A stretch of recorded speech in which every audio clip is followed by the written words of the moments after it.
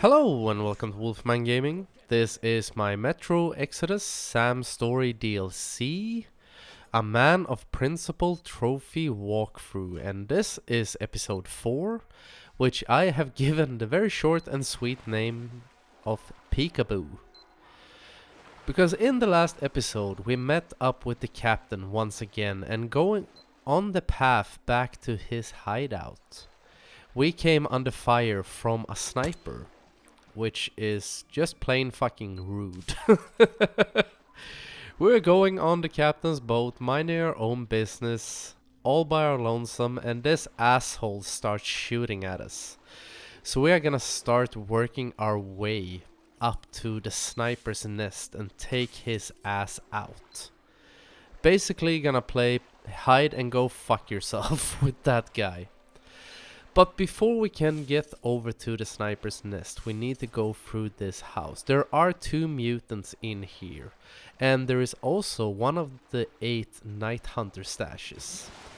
But we have 1 mutant that pops out of the water, and 1 is gonna come in there from the right on cue. So try to soften him up with a throwing knife, which worked quite well. And when I get into the Night Hunter stash, which is to my right or behind me right now, you will see the Great Owl trophy pop. That is because this is not the 8th Night Hunter stash in the game, but some of the trophies stack in between playthroughs. The game logs how many stashes you have found, and I think that's the only trophies that stack. It happens, same thing happened in the main game, because there were a bunch of upgrades for Artyom's suit, and if you have watched my walkthrough for that game, you saw me pop the trophy for getting all the upgrades towards the end of the Volga level, which is not the last upgrade in that game, but it was the only upgrade I had missed on my first playthrough. So that's why the trophy popped there, and it's also the reason why you will see the poppy. Did I just say see the poppy? That's why you will see the trophy pop for me right here.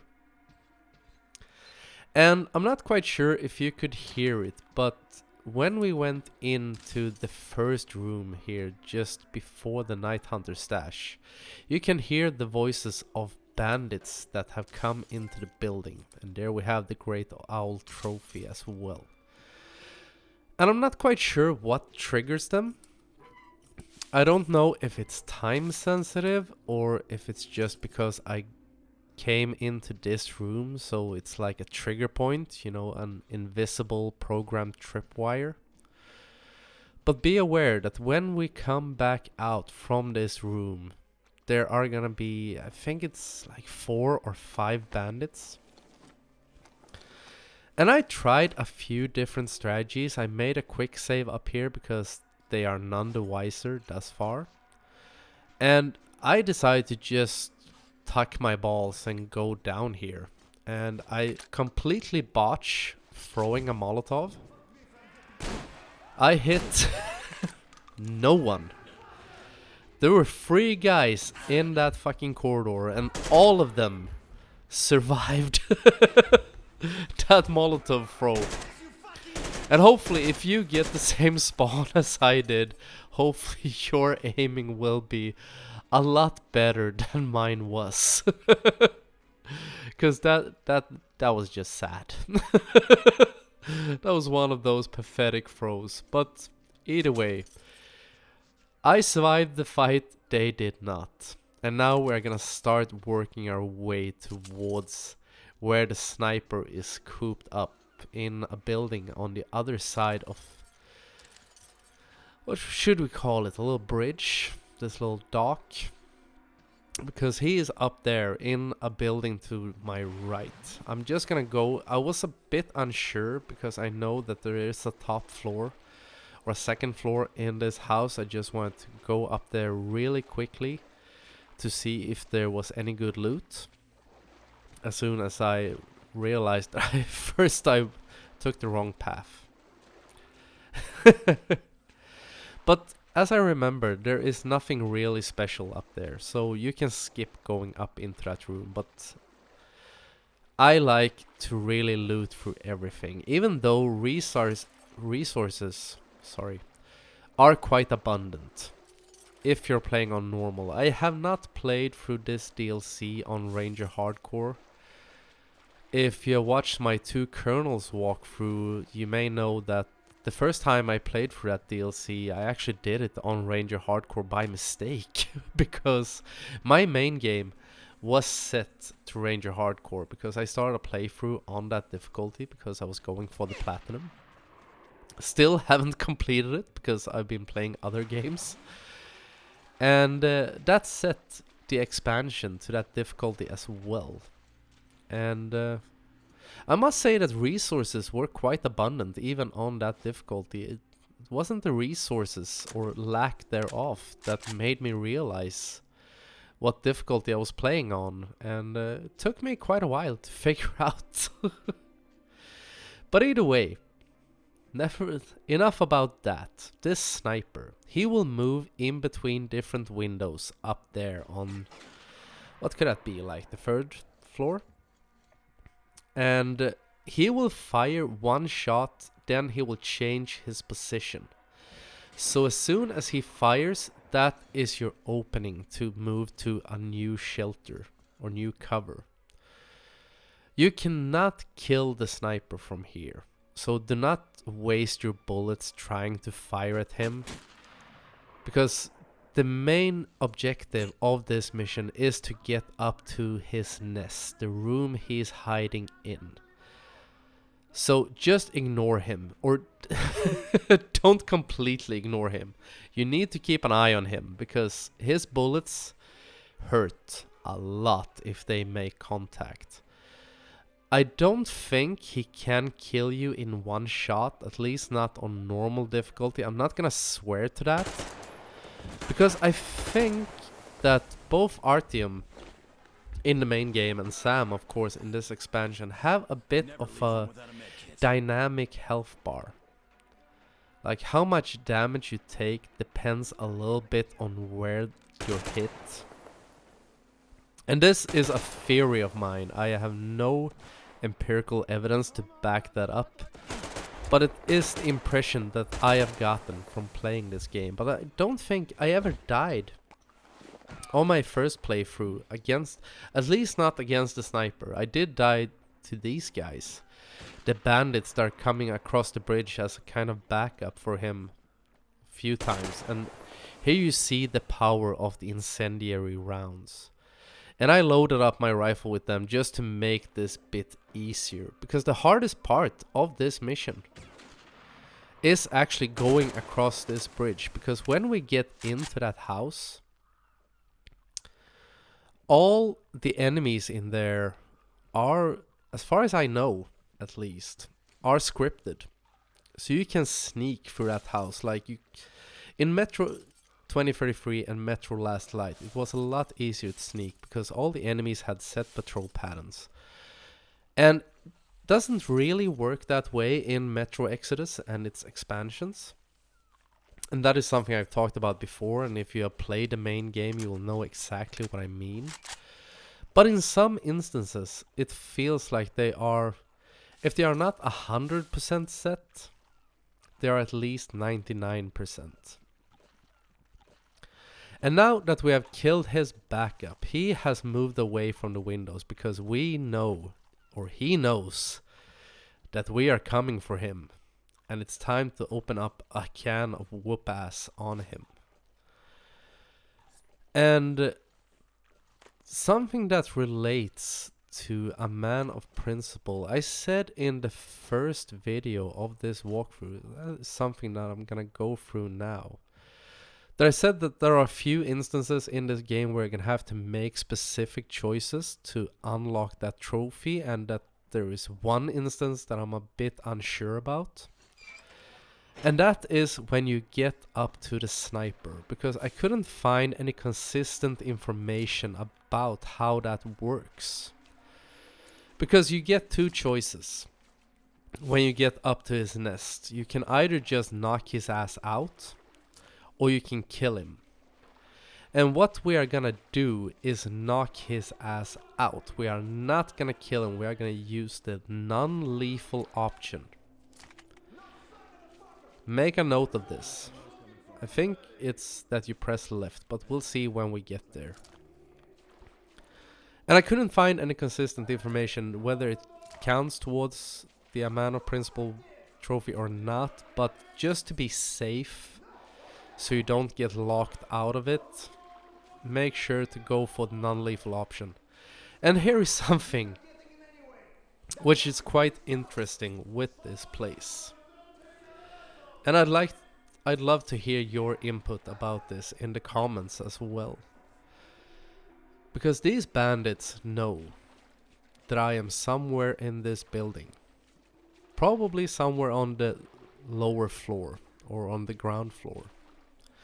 And they are searching for me. And they know that I'm probably a highly trained soldier because I have killed their friends, I have survived their sniper buddy up on the 3rd floor. And they are searching very loudly because they are more or less constantly yelling to each other that they are searching, or maybe I am gone. And if you were a bandit and you were searching for an intruder, would you want that intruder to know exactly where you are? And the fact that you're trying to summon up all your forces to find him? It sounds a bit counterproductive if you ask me.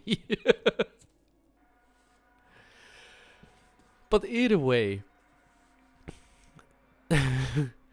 something I want to talk about, a little channel update. As of today, we are a month away from the release of The Last of Us 2, which will be a new project that I will post on my channel. The plan right now is to hopefully do a walkthrough for that game. How I will make the walkthrough, what trophies it will tie into, I haven't decided yet. I will have to look through the trophy list. And I have also pre-ordered the collector's edition of that game, and today I got confirmation that I am one of the people that will actually get my collector's edition, because they closed the pre-orders very quickly on that game, because we are a lot of people that are looking forward to it. And so I called the retailer where I pre-ordered it today, or I called their customer service, and just to get confirmation, and they checked, and yes, I am guaranteed to get it. So I will try to make an unboxing video of that. Hopefully a little bit better than the one I did for God of War. It was my first unboxing, and I try to learn from my mistakes, and I will try to produce as good video as I can. Hopefully you will enjoy it, and hopefully I will be able to make a walkthrough for it as soon as possible as well. But I'm guessing that it will be quite a big game, because I read that the digital version will be like 100 gigabytes, and if you buy the physical version, which I have, or that I have pre-ordered, it will be on 2 discs. So I'm guessing one of them is for installing the game and the other is for playing it.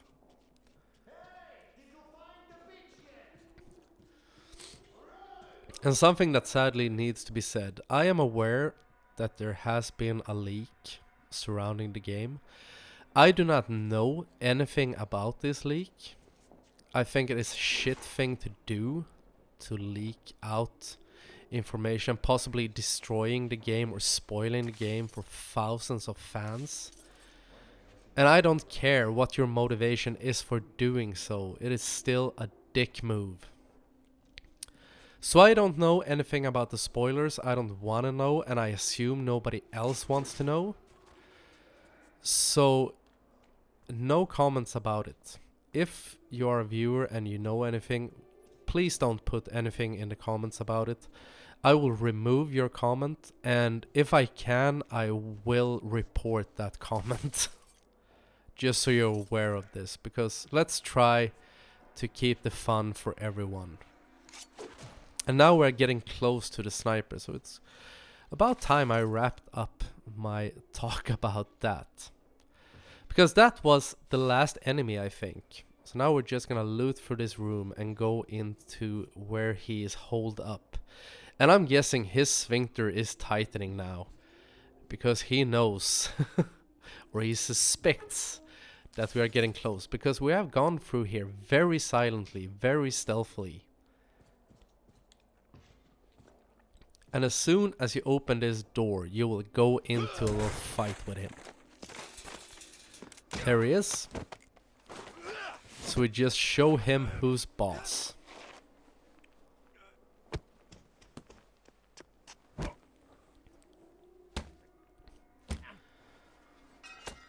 And after you beat him around a little bit, you get the choice. So let's see. No, I see you are serious people going about your business. So I won't give you any trouble anymore. Press right. You want the fist. So press right on the D-pad. You will bang his head against the post, shove him out into the corridor, but he will still be alive.